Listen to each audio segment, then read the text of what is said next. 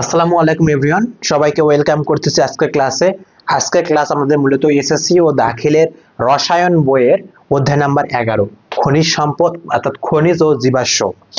তো এই চ্যাপ্টারটা আমাদের জন্য খুবই খুবই ইম্পর্টেন্ট। এই চ্যাপ্টার থেকে আমাদের board question, MCQ, short question সবই মোটামুটি এসে থাকে বা আসবে এবং আসতেছে।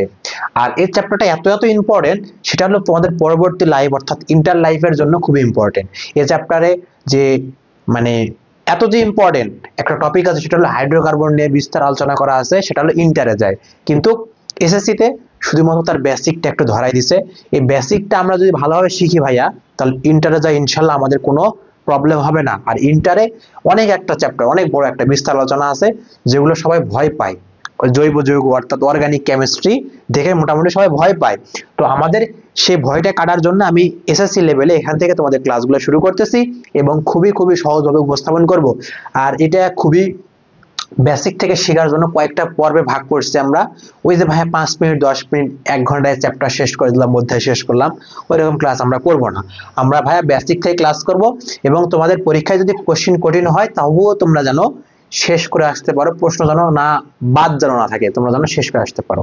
তো ইনশাল্লাহ তোমরা ক্লাসটা দেখতে থাকো এবং যা যা আমরা পড়াচ্ছি বা পড়াইতেছি আমি তোমরা নোট করতে থাকো। আশা করি ইনশাল্লাহ কমন পেয়ে যাবা বা ভালো লাগবে।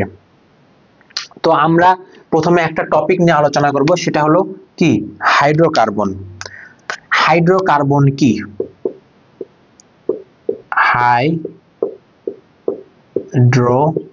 হাইড্রোকার্বন হাইড্রোকার্বন কি?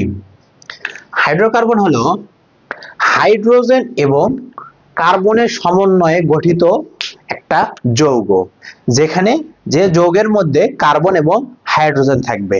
তাহলে কি বললাম? কার্বন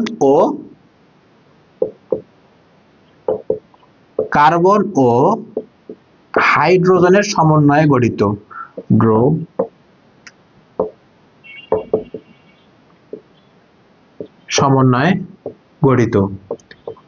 এর সাধারণ সংকেত কি ভাইয়া বলতো? সাধারণ সংকেত হলো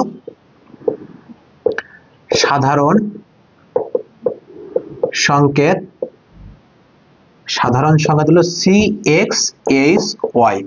এখন ভাইয়া এখানে CXHY এটা লেখার কারণটা হলো X এর মান 1 2 3 4 5 6 ইত্যাদি হতে পারে, সেম ভাবে Y এর মান 1 2 3 4 5 6 ইত্যাদি হতে পারে, কিন্তু কি থাকবে? কার্বন এবং হাইড্রোজেন সমৃদ্ধ একটা যৌগ থাকবে, তাকে আমরা কি বলবো? হাইড্রোকার্বন বলবো। এরপর আসি ভাইয়া, এগুলা কি বন্ধনে আবদ্ধ? আমরা অবশ্যই বন্ধন পড়ে আসছি আগের চ্যাপ্টার গুলোতে, পঞ্চম অধ্যায়ে। তো আয়নিক বন্ধন পড়ছি, সমযোজী বন্ধন পড়ছি, ধাতব বন্ধন পড়ছি, ইত্যাদি বন্ধন পড়ছি। কিন্তু কার্বন এবং হাইড্রোজেন সমযোজী, এরা সমযোজী বন্ধনে আবদ্ধ, সমযোজী বন্ধনে আবদ্ধ। ওকে, আবদ্ধ। তাহলে এরা সমযোজী বন্ধনে যদি আবদ্ধ হয়, তাহলে আমাদের মোটামুটি হাইড্রোকার্বনের সংজ্ঞা শেষ। এবার আমরা আসবো হাইড্রোকার্বনের হলো কি বলে প্রকারভেদ। আচ্ছা, হাইড্রোকার্বন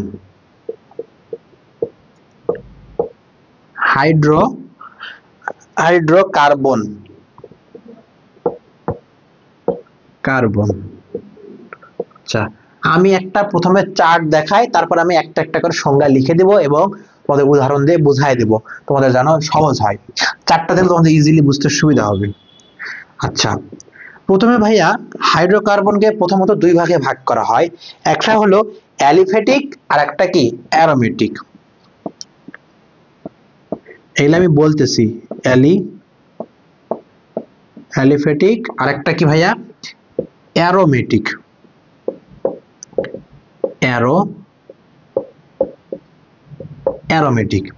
অ্যালিফ্যাটিক একটা, অ্যারোমেটিক একটা। এখন অ্যালিফ্যাটিকের আবার প্রকারভেদ আছে, অ্যারোমেটিকের আবার প্রকারভেদ আছে। অ্যালিফ্যাটিককে আমরা দুই ভাগে ভাগ করতে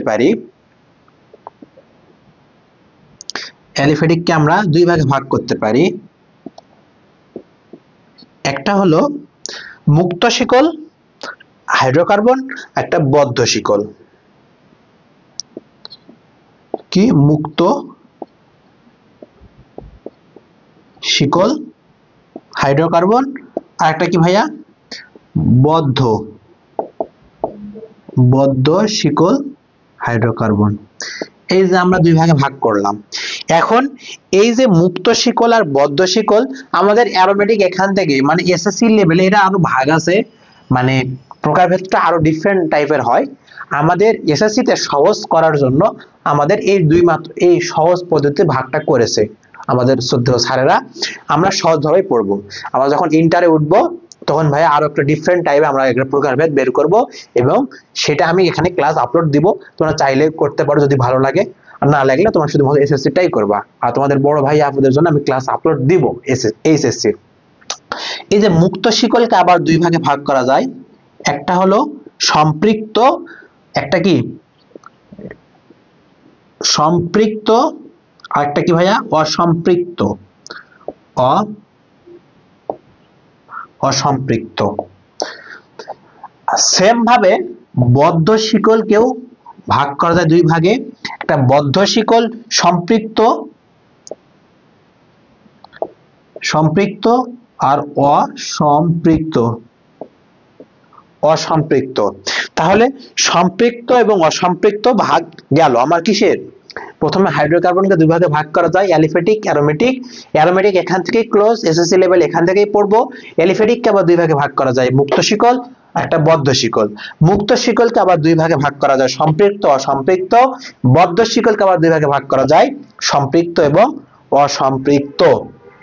তাহলে আমরা এখন এই যে ফ্লো চার্টটা আমরা যে দেখলাম, এই ফ্লো চার্টটা দেখলে আমাদের কি ইজি হয়ে গেল জিনিসটা মুখস্থ রাখা, তাই না?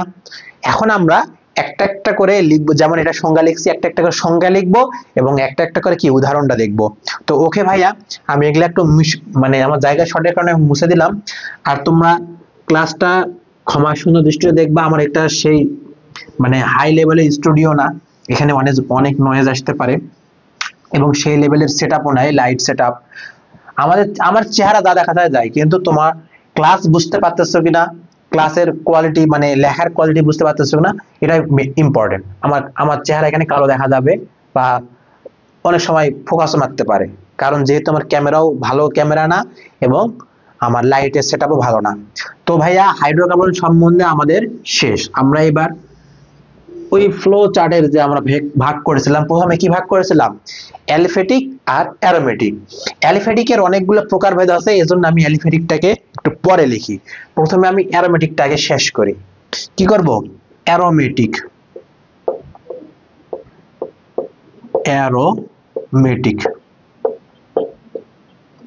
অ্যারোমেটিক অ্যারোমেটিকটা হলো গ্রিক শব্দ অ্যারোমা থেকে, গ্রিক শব্দ আমাদের যে গ্রিক আছে না, এই গ্রিক শব্দ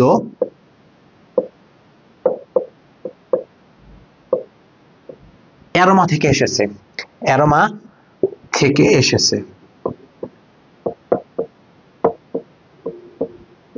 দেখো আমাদের গ্রিক শব্দ অ্যারোমা থেকে এসেছে এবং অ্যারোমেটিক শব্দের মূল অর্থ হলো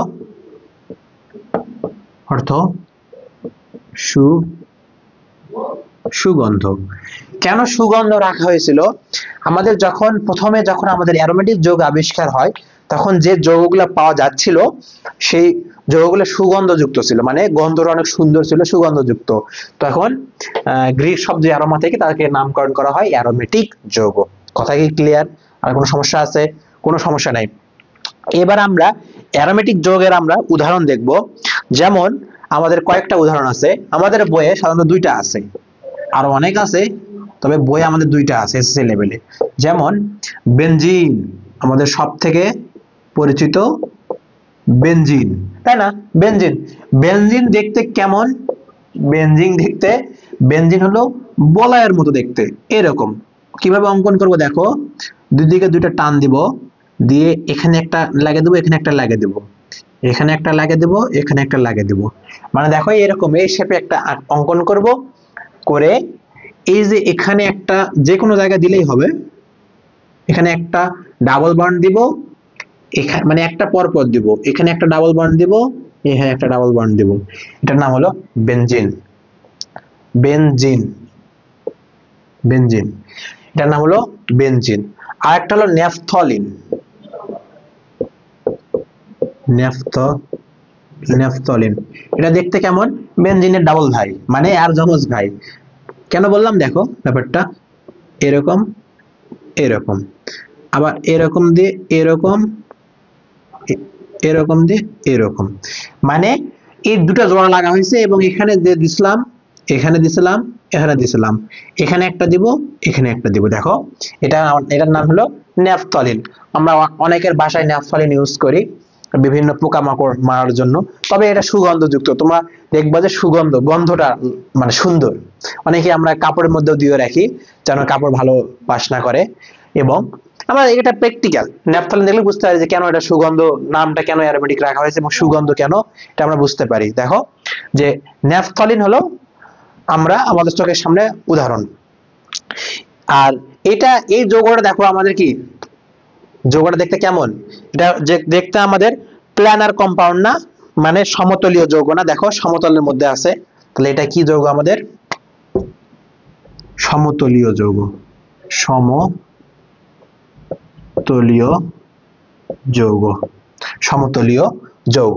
তো এই যে আমাদের মোটামুটি ইনফরমেশন আমি দিয়ে দিলাম। আর এই এখানে দেখো আরেকটা জিনিস, এখানে বন্ধনগুলো দেখো পর্যায়ক্রমে আছে। প্রথমে যদি আমি এখান থেকে শুরু করি, এক বন্ধন, দ্বিবন্ধন, এক বন্ধন, দ্বিবন্ধন, এক বন্ধন, দ্বিবন্ধন। দ্বিবন্ধন থেকে শুরু করলে দ্বিবন্ধন, এক বন্ধন, দ্বিবন্ধন, এক বন্ধন, দ্বিবন্ধন। সেম, মানে আমাদের পর্যায়ক্রমে কিভাবে আছে? পর্যায়ক্রমে আছে, পর্যায়ক্রমে। আর একটা বৈশিষ্ট্য হলো পর্যায়ক্রমে, পর্যায়ক্রমে দ্বিবন্ধন, কার্বন কার্বন দ্বিবন্ধন ও একক বন্ধন রয়েছে, বন্ধন আছে।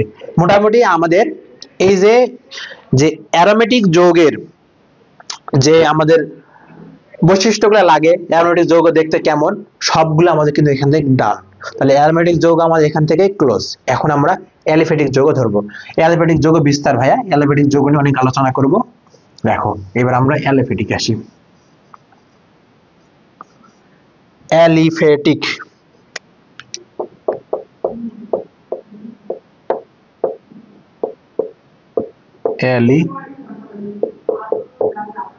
অ্যালিফেটিক যৌগ।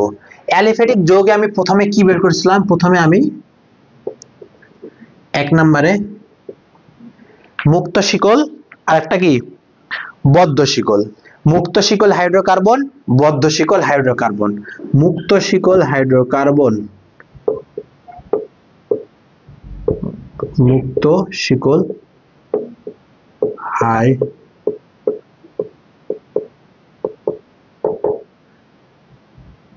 মুক্ত শিকল হাইড্রোকার্বন। মুক্ত শিকল হাইড্রোকার্বন কি ভাইয়া? মুক্ত শিকল হাইড্রোকার্বন হলো যে সকল হাইড্রোকার্বনের, মানে মুক্ত শিকল হাইড্রোকার্বন হলো যে সকল হাইড্রোকার্বনের, যে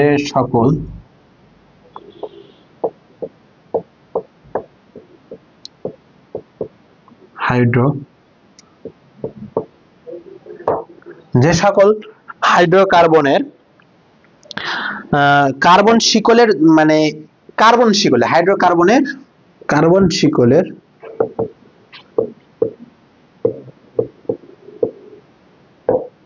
শিকলের দুই প্রান্ত মুক্ত অবস্থায় থাকে, মুক্ত অবস্থায় থাকে, তাকে মুক্ত শিকল হাইড্রোকার্বন বলা হয়। অর্থাৎ যে সকল হাইড্রোকার্বনের কার্বন শিকলের দুই প্রান্ত মুক্ত অবস্থায় থাকে তাকে মুক্ত শিকল হাইড্রোকার্বন বলে। যেমন যেমন CH3 CH2 CH3, প্রোপেন, এটার নাম হলো না। আমি ভাইয়া আরেকটা কথা বলি নাই, নামকরণ, এই যে হাইড্রোকার্বনের যে নামকরণ আছে, এই নামকরণটা আমরা নেক্সট ক্লাসে দেখব। আজকে আমরা হাইড্রোকার্বনের পরিচিতিটা জানবো, প্রকারভেদ জানবো। ওকে, তাহলে এটা হলো প্রোপেন। তারপর আসতে পারে CH2 ডাবল বন্ড CH2, এটার নাম হলো ইথিন, ইথিন ইত্যাদি। তাহলে দেখো এগুলার দুই প্রান্তে কি খোলা অবস্থায় নাই, কার্বন কি জোড়া লাগা আছে, কার্বন ফাঁকা আছে। তাহলে যে সকল হাইড্রোকার্বনের কার্বন শিকলের দুই প্রান্ত মুক্ত অবস্থা থাকে তাকে কি বলা হয়, মুক্ত শিকল হাইড্রোকার্বন বলে। তাহলে 2 নাম্বার বদ্ধ শিকল হাইড্রোকার্বন, বদ্ধ শিকল হাইড্রোকার্বন। বদ্ধ শিকল হাইড্রোকার্বন কোনটা ভাইয়া? তাহলে ওই দুই প্রান্ত কি মুক্ত অবস্থা থাকবে না। তাহলে যে সকল হাইড্রোকার্বন কার্বন শিকলের দুই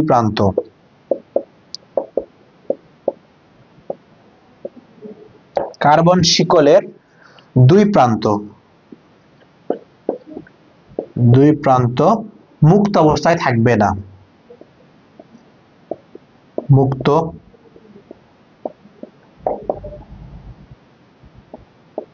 থাকবে না। যেমন কি হতে পারে, CH বন্ড, আচ্ছা এরকম যে CH2, দেখো মুক্ত অবস্থায় আছে তিনটা, দেখো ত্রিভুজ আকৃতির। এমন হতে পারে CH2 CH2 CH2 CH2, এটার নাম হলো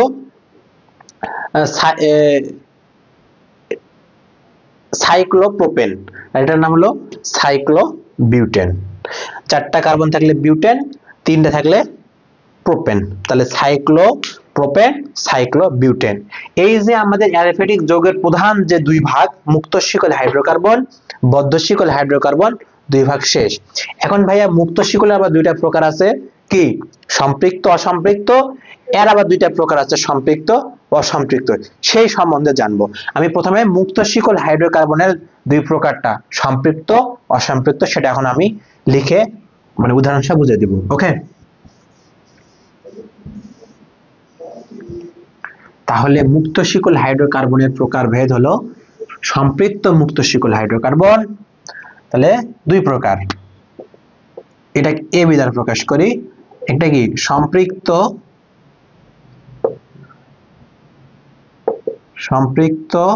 মুক্ত শিকল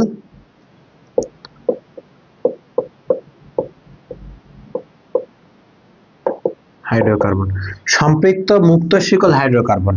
দেখো এটা কাকে বলে, যে মুক্ত শিকল হাইড্রোকার্বনের যে মুক্ত শিকল হাইড্রোকার্বন হতে হবে, যে মুক্ত শিকল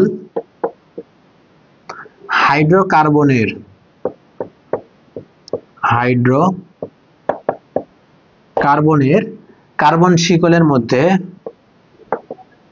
কার্বন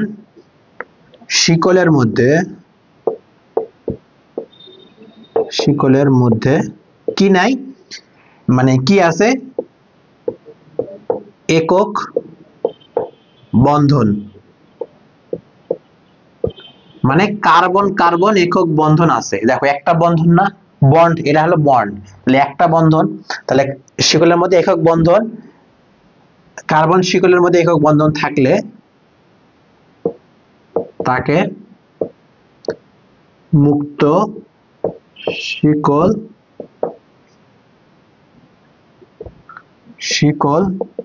সম্পৃক্ত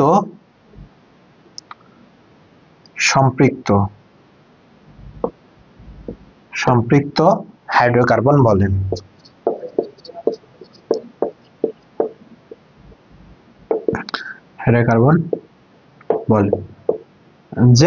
যেমন ধরো এটা হতে পারে CH3 CH2 CH2 CH3, butane, এটার নাম কি বিউটেন।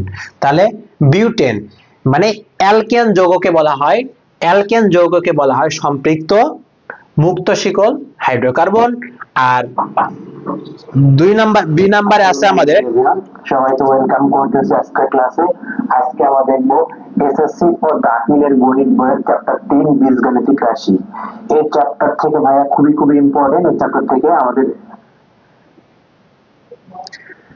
দেখো 2 নাম্বার অর্থাৎ বি নাম্বারে হলো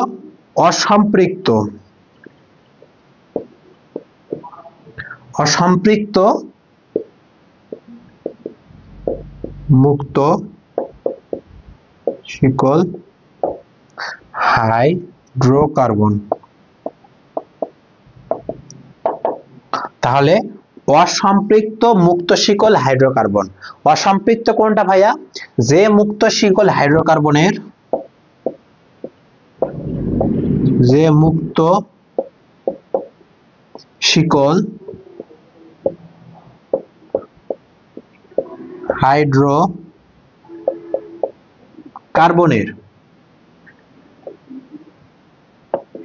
কার্বন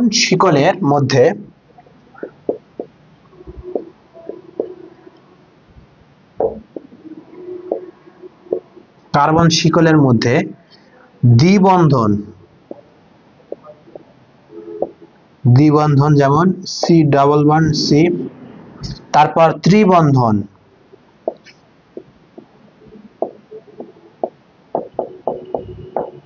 বিদ্যমান তাকে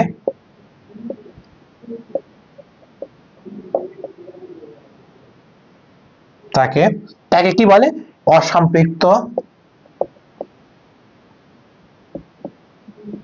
অসম্পৃক্ত মুক্ত শিকল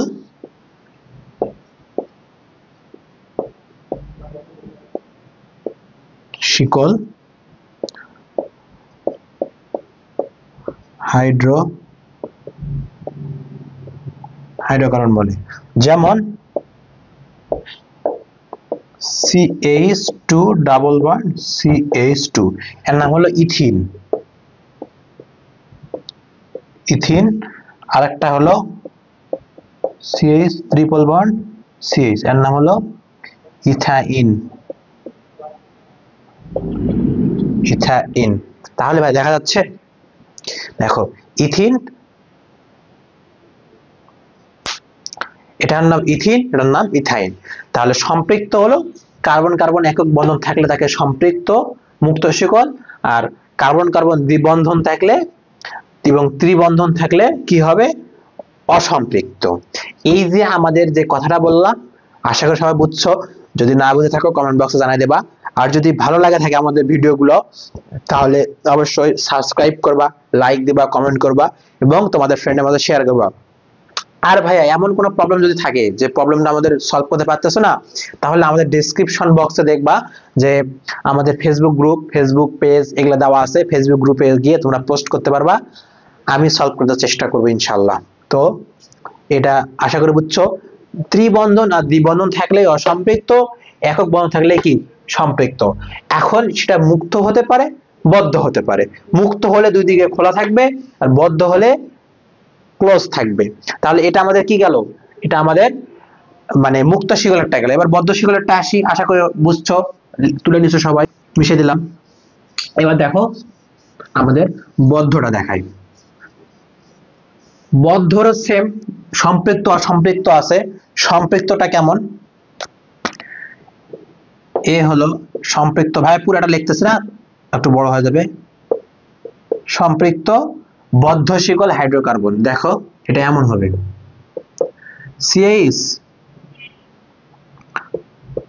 CH2, এটা হলো CH, এখানে দুইটা বন্ধন লাগাই দেওয়া আছে। কি মিলছে না? এর নাম হলো কি? তিনটা কার্বনে প্রোপিন, এটার নাম হলো প্রোপিন, সাইক্লোপ্রোপিন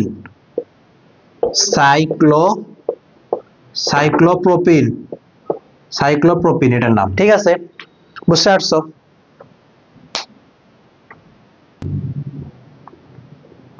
আচ্ছা দেখো, এটা নাম হলো সাইক্লোপ্রোপিন। এখন যদি ভাইয়া তুমি এখানে যদি তুমি লাগাই দাও